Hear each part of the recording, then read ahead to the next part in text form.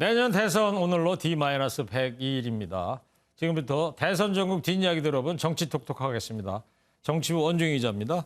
자, 원중희 기자, 어제 보니까 김종인 전 비대위원장이 국민의힘 선대위하고는 이제 결별한 것처럼 보이고 있는데 어때요, 앞으로?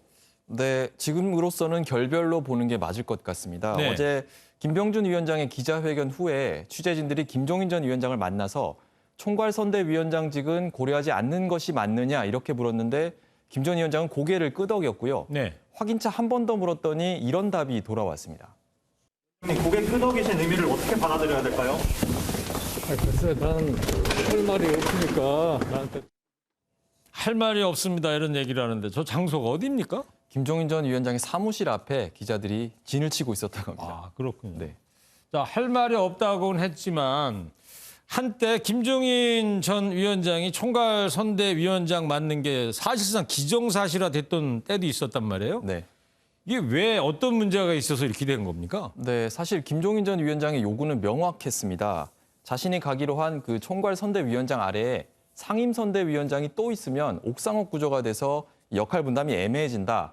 그러니까 김병준 상임선대위원장에게 다른 역할을 맡기라라는 거였는데요. 네. 이거를 윤석열 후보가 받아들이지를 않았습니다. 그러면 궁금한 게 말이죠. 윤석열 후보하고 김병준 전 위원장하고 이 관계가 상당히 끈끈한가 보죠? 네, 그렇습니다. 윤석열 후보와 김병준 위원장은 한자리에서 7시간씩 이야기를 나눌 정도로 굉장히 친분이 두텁고 신뢰하는 사이라고 합니다. 아, 그래요? 그래서 김 위원장에게 상임선대위원장을 직을 제안한 것도 윤 후보의 강한 의지가 반영되었다라고 하더라고요. 그랬군요.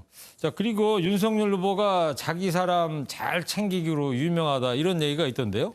예, 그렇습니다. 아무래도 그렇기 때문에 윤 후보가 김종인 전 위원장의 요구를 받아들이기는 어려웠을 것으로 보이고요.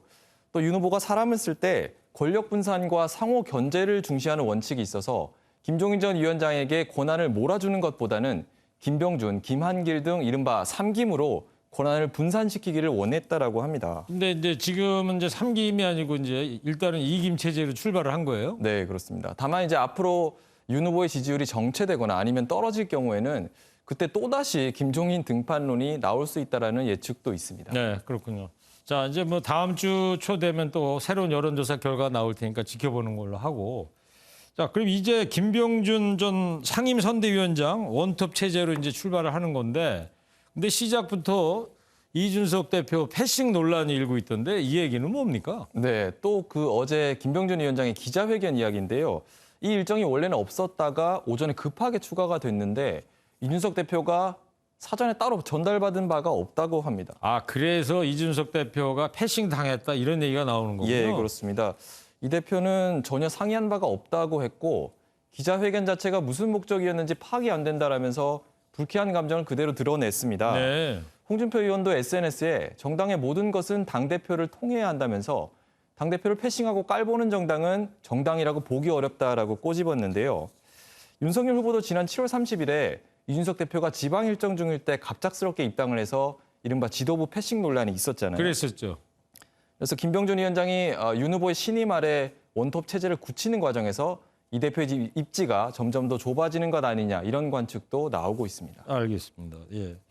자, 이번에는 이재명 민주당 후보 이야기 좀 해보려고 그러는데 이 후보가 오늘 말이에요. 간병 살인 비극의 주인공 강도영 씨한테 편지를 보냈다고 그러지 않습니까? 예, 그렇습니다. 강 씨는 생활고에 시달리다 중병에 걸린 아버지를 방치해 숨지게 한 혐의로 징역 4년을 선고받았는데요. 이 후보는 강 씨 변호인에게 보낸 이메일에서 강도영 씨의 삶에는 우리 사회가 풀어야 할 문제가 오롯이 담겨 있다면서 질병이 가난으로, 가난이 죽음으로 이어지지 않도록 살피겠다고 밝혔습니다. 아무래도 이제 복지 문제 방점을 좀 찍는다고 봐야 되겠죠? 네, 그러면서 그 편지 안에는 긴급 복지 의료비에 간병비 포함, 맞춤형 급여 안내 확대, 지역사회 통합 돌봄 서비스 확대 등 자신의 복지 공약도 담았는데요. 아무래도 최근 그 조카 살인사건 변호 논란으로 약자에 대한 공감 능력이 좀 부족한 거 아니냐 이런 비판을 받고 있는 만큼 자신의 복지 정책을 이렇게 강조함으로써 이를 돌파하려는 것으로 보입니다. 네, 알겠습니다. 자, 이제 모레면은 D-100일입니다. 네. 네. 지금까지 정치부 원중희 기자였습니다.